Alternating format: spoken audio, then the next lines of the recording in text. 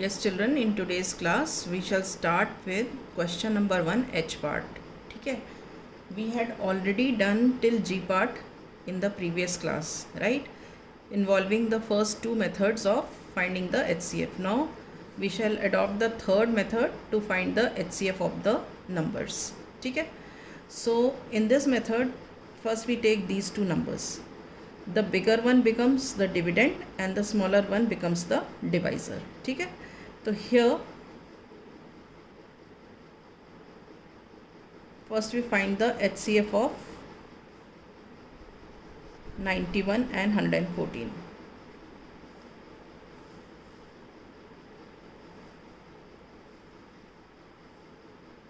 So 112 is our dividend and 91 is our divisor.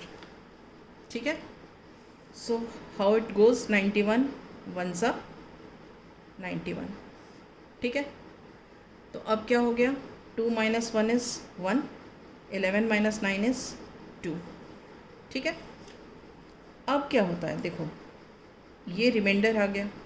अब ये reminder जो है नेक्स्ट स्टेप के लिए डिवाइज़र बन जाता है, और जो हमारा पिछला वाला डिवाइज़र था वो इस स्टेप के लिए डिविडेंड बन जाता है. ठीक है, अब हम इसे वापस डिवाइड करेंगे, तो हम डिवाइड करते हैं तो देख 21 4 ज़ा 84 होता है, मतलब 4 1 ज़ा 4, 4 2 ज़ा 8, 84 होता है. ठीक है, अब हम वापस सब्ट्रैक्ट करते हैं तो क्या हुआ, 11 माइनस 4 इज़ 7. 11 कैसे हुआ, यहाँ से बोरो कर लिया इसको, तो ये 11 हो गया और ये 8 हो गया, तो 11 माइनस 4 इज़ 7, और यहाँ 8 बच गया तो 8 माइनस 8 इज़ 0. अब देखो ये जो रिमाइंडर आया ये अब नेक्स्ट स्टेप के लिए क्या बन जाएगा, ये हमारा बन जाएगा डिवाइज़र, और ये जो 21 था पिछला वाला डिवाइज़र वो बन जाएगा हमारा डिविडेंड. ठीक है, अब करेंगे 7 3 ज़ा 21. अब क्या हो गया, रिमाइंडर 0 हो गया. तो ये रिमाइंडर 0 किस वाले नंबर के कारण आया, इसके कारण आया. ठीक है, तो क्या हो जाएगा यहाँ पे, HCF ऑफ 91 एंड 112 इज़ 7. ठीक है, अब हमारा ये थर्ड नंबर बचा ही हुआ है. अब हम क्या करेंगे, ये जो HCF और ये है और 49 इनका HCF निकालेंगे, क्योंकि इन दोनों का HCF तो आ गया 7 आ गया, अब हमें इसमें और इसका निकालना है. तो अब will find HCF of 7 and 49. ठीक, अब छोटा ये है तो ये डिवाइज़र हो जाएगा, बड़ा ये है तो ये डिविडेंड हो जाएगा. तो हमने लिखा अंदर 49 और बाहर लिखा 7. ये तो पहले ही स्टेप में हो गया, 7 7 सा 49. ठीक है, रिमाइंडर आ गया 0. ठीक है, तो अब ये जो रिमाइंडर 0 आया, यहाँ मैंने क्रॉस कर दिया, क्रॉस का मतलब रिमाइंडर 0 ही होता है, तो इसके कारण आया. तो इसका मतलब क्या हुआ, HCF of 7 and 49 is, HCF of 7 and 49 is 7. ठीक है, तो अब हम फाइनल स्टेटमेंट क्या लिखेंगे, therefore HCF of 91 112 49 is 7. HCF of 91 112 and 49 is 7. Is this clear? Let us take other part, I part. थोड़ा सा डिफ़िकल्ट है, ध्यान से समझो, आ जाएगा. थर्ड ये आई पार्ट है हमारा 18 54 एंड 81. 18 54 एंड 81. ठीक है, अब हम क्या करते हैं, हम कोई भी दो नंबर्स ले लेते हैं, हम इनका निकालते हैं.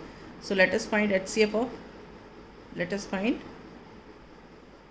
HCF of 18 and 54. ठीक है, अब निकालते हैं 18 एंड 54 का. 54 बड़ा है तो ये हमारा बन गया डिविडेंड, 18 छोटा है तो ये हमारा बन गया डिवाइज़र. सो ये देखो ये तो फर्स्ट स्टेप में ही हो गया, 18 3 ज़ा 54. ठीक, तो इसका मतलब क्या हुआ, HCF ऑफ 18 एंड 54 इज़ 18। इसके कारण, इस नंबर के कारण हमारा आंसर 0 आया है। तो इसका मतलब HCF ऑफ 18 एंड 54 इज़ 18। तो हम यहाँ पे लिख देंगे HCF ऑफ 18 एंड 54 इज़ 18। ठीक है, अब हम क्या करेंगे, ये 18 और ये 81, इसका HCF निकालेंगे। Now finding HCF of 18 and 81।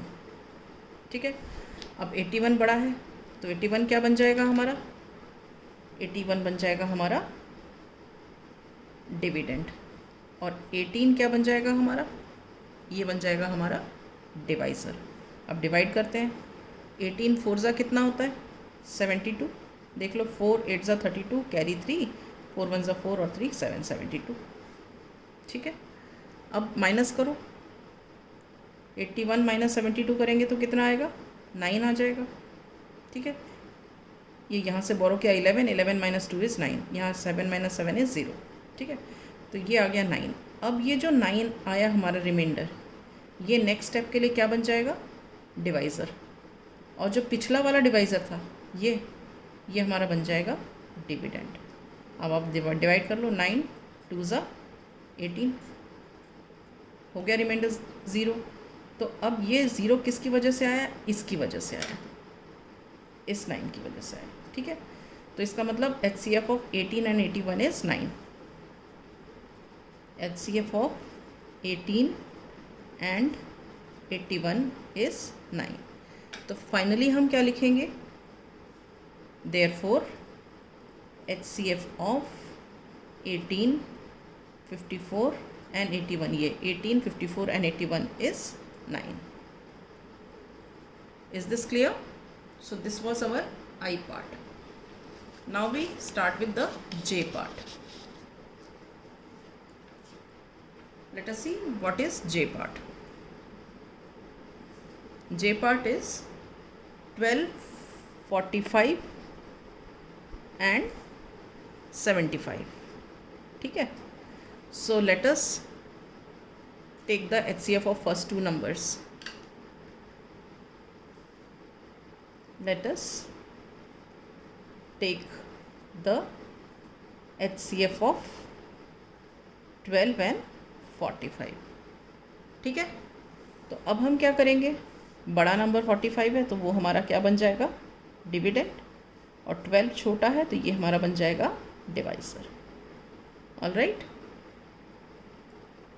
अब हम डिवाइड करते हैं, 12 3 ज़ा 36। ठीक है, अब आप सब्ट्रैक्ट करो, 45 माइनस 36 कितना होगा, 9। ठीक है, ये यहाँ से बोरो किया 15, 15 माइनस 6 इज़ 9।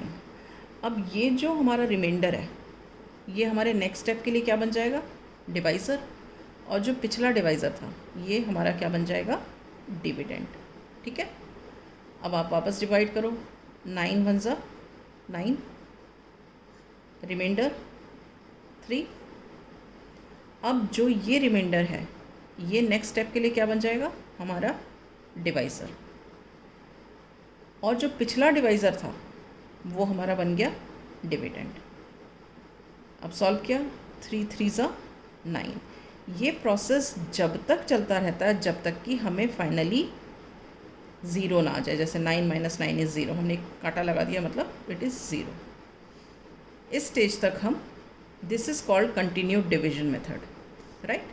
तो अब क्या हो गया, किस नंबर के कारण ये 0 हुआ, इसके कारण, तो क्या हो गया, HCF ऑफ 12 एंड 45 इज़ 3।